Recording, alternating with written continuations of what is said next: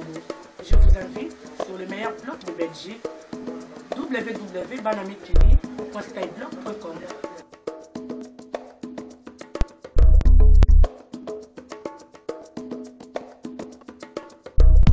Frédéric Couteau, bonjour. Bonjour Xavier, bonjour à tous. La revue de presse des journaux africains. À la une ce matin, l'avertissement des États-Unis et de l'Union européenne à Kinshasa.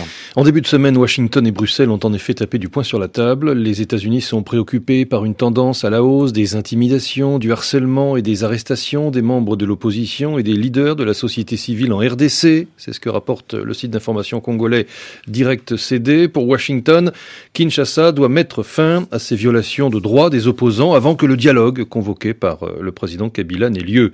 Bruxelles a donc également haussé le ton. Les ministres des Affaires étrangères de l'Union européenne, pointe cette fois le site d'information 7/7, ont exhorté le gouvernement congolais et toutes les parties prenantes, dont la Commission électorale nationale indépendante, à favoriser des conditions compatibles avec la tenue d'élections libres, transparentes, inclusives et pacifiques, avec en point de mire la présidentielle et les législatives, bien qu'ils ne soient pas passés à la phase des sanctions contre les radicaux qui bloquent le processus électoral et qui réduisent chaque jour l'espace politique. Leur position a tout l'air d'un dernier avertissement en direction de Kinshasa, estime 7/7.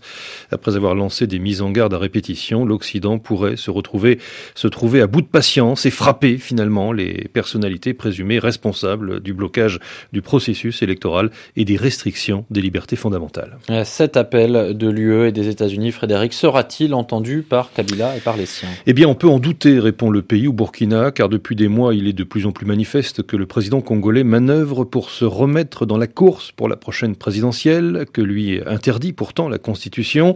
La seule alternative qui semble lui rester est d'obtenir, pointe le journal, un glissement du calendrier électoral par la non-tenue des élections à la bonne date, ce qui pourrait lui permettre de se remettre en selle et de briguer un nouveau mandat.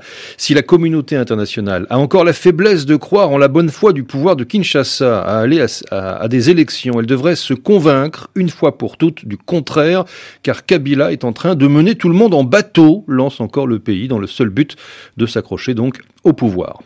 De son côté, relève l'observateur Palga, toujours à Ouaga, l'opposition politique congolaise réunie au sein de la dynamique de l'opposition a appelé à une journée de mobilisation demain jeudi.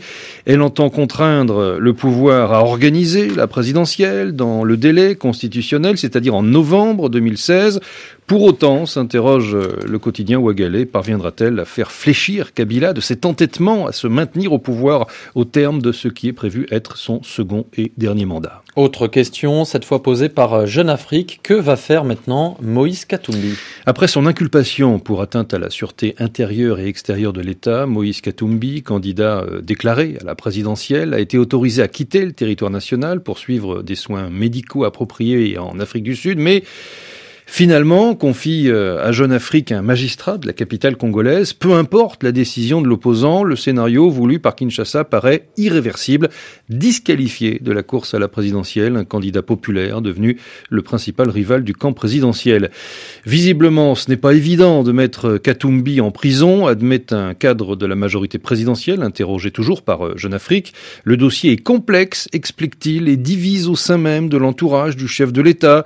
D'un côté, le camp des durs, qui veut poursuivre cette affaire jusqu'au bout, position défendue notamment par des responsables de l'Agence nationale de renseignement et par certains faucons de la majorité présidentielle. Et puis de l'autre, un camp plus modéré qui considère qu'il est trop risqué d'avoir les États-Unis à dos en cette période préélectorale déjà tendue. Enfin, pour le site d'information Africarabia, hors du pays, Moïse Katumbi se retrouve de facto hors course pour la suite du feuilleton politique. Le patron du tout-puissant Mazembe devra donc décider rapidement de son sort. Rester en Afrique du Sud, le temps des soins, et rentrer au Congo avec le risque de se faire arrêter à sa descente d'avion, ou bien rester en Afrique